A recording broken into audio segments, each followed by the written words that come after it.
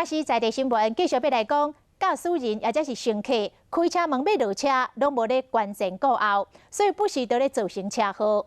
云林虎尾有一个会计师研发出2段式的安全车门，强迫驾驶或者是乘客开车门的时阵，一定要细心移下这个门扣，安尼车门才会当来拍开。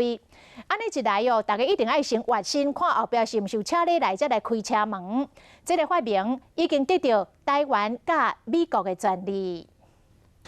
这个驾驶车一个停好，直接开门，桥倒别人袂负反应，摔倒在地。另外，这件骑脚踏车的人嘛是好雄雄拍开的车门弄倒去。要伫台南，这个大人载5岁囡仔，好车门弄倒了后，后车交过，这个囡仔当场惨死。开车门引起的车祸，伫新北市2年有475件，致死2455伤。台中今年1月份到6月份有247件，275个人受伤。云林虎尾这位会计师研究2段式的安全车门设计，希望讲会使降低这款的意外。第2道开关呢，它是设计在6角锁的上方，也就是车门的后方。这个时候我刚好可以顺势这样看过去，有没有人？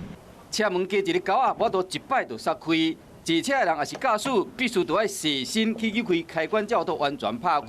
强迫看后壁有车还是无车。政府跟社会大众其实都有看到的这个问题，但是呢，一直没有这个具体跟有效的方法来防止这个意外事故的发生。伊讲2段式安全车门单纯是做公定，目前已经摕到台湾甲美国的专利，未来有机会用伫市面上的车款，会使提高安全性。